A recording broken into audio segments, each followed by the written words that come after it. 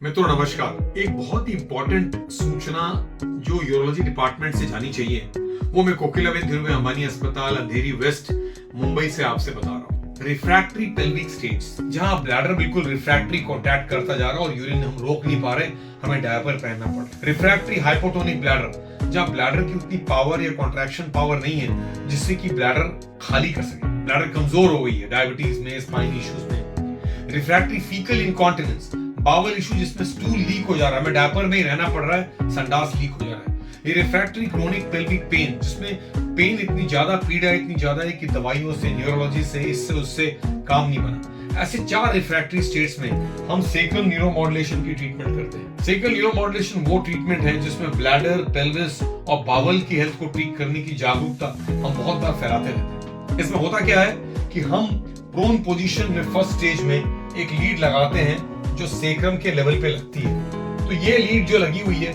ये इस नर्व को जागरूक करती है, इसको मॉड्यूलेट करती है। इस नर्व का पहले स्टेज में लगना और ये नर्व के मॉड्यूलेशन से हम उस लेवल को पहुंच जाए जहां से हमारी एक्टिविटी वापस आ गई, हमारी रिफ्रैक्टिव ओवर एक्टिव ब्लैडर शांत हो गई, हमारी हाइपोटोनिक ब्लैडर से पावर वापस आ गई और हम यूरिन पास कर सके, फीकल इनकॉन्टिनेंस संभल गया और हम डायपर से निकल पाए, या क्रोनिक पेल्विक पेन संभल गया। अगर ऐसा कुछ पहली स्टेज में होता है तो फिर हम ये बैटरी लगाते हैं जिसे हम कहते हैं इंटरस्टिम एक्स।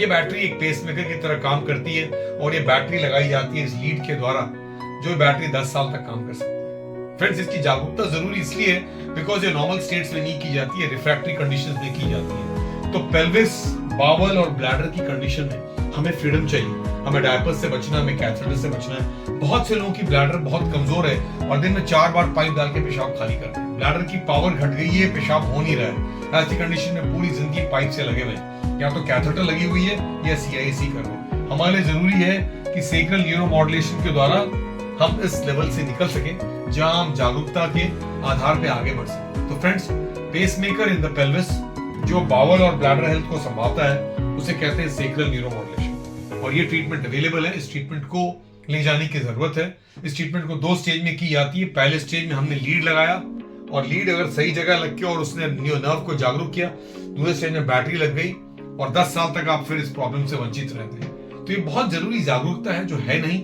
इसके बारे में मैं YouTube में बोलते रहता हूँ। बहुत से लोग सुन के कोकिलाबेन हॉस्पिटल के डिपार्टमेंट ऑफ यूरोलॉजी में आते हैं और हम इसको ठीक करना चाहते हैं। धन्यवाद।